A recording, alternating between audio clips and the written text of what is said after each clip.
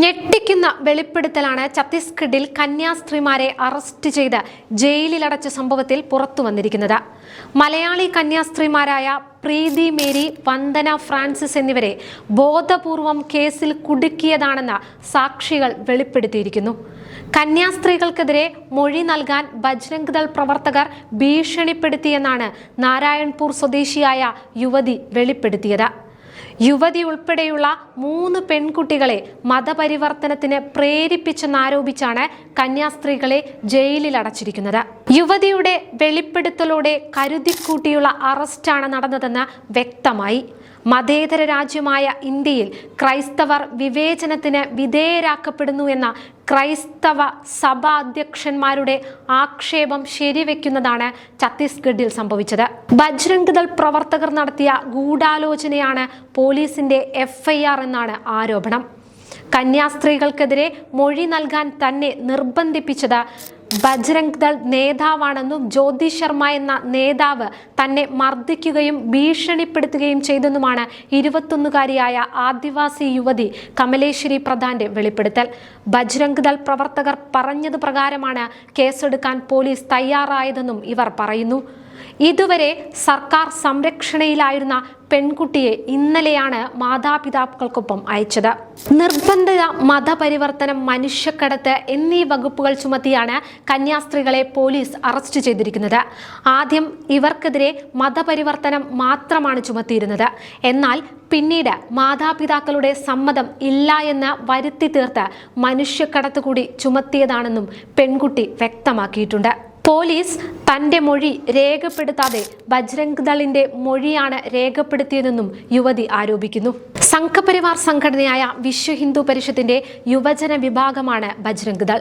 BJP ഭരണം നടത്തുന്ന സംസ്ഥാനത്ത് VHPയുടെ യുവജന സംഘടന അഴിഞ്ഞാടുകയായിരുന്നു എന്നത് വ്യക്തം.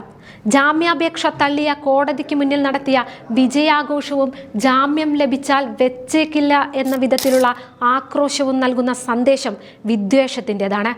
ജാമ്യത്തിന് അനുകൂലമായ നിലപാട് സ്വീകരിക്കുമെന്ന കേന്ദ്ര ആഭ്യന്തര വകുപ്പ് മന്ത്രി അമിത്ഷായുടെ ഉറപ്പ് നൽകിയിട്ടുണ്ട്. കന്യാസ്ത്രീകൾക്കെതിരായ കേസിൽ രാഷ്ട്രീയമില്ലെന്ന അമിത്ഷായുടെ അവകാശവാദത്തെയാണ് യുവതിയുടെ വെളിപ്പെടുത്തൽ ചോദ്യം ചെയ്യുന്നത്. കന്യാസ്ത്രീകളുടെ അറസ്റ്റിനെ ന്യായീകരിച്ച ഛത്തീസ്ഗഡ് മുഖ്യമന്ത്രി വിഷ്ണുദേവ് സായി വീണ്ടും രംഗത്തെത്തിയതും കേസിന്റെ ഗതി എന്താണെന്ന സൂചനയാണ് നൽകുന്നത്. ആദ്യം മനുഷ്യക്കടത്തിനുള്ള വകുപ്പ് മാത്രം ചേർത്തെടുത്ത് ജാമ്യം ലഭിക്കാതിരിക്കാൻ മതപരിവർത്തനം കൂടി ചേർത്തതോടെ സംഘപരിവാർ ശക്തികളുടെ ഇടപെടലിലെ താൽപര്യം വ്യക്തമാണ്.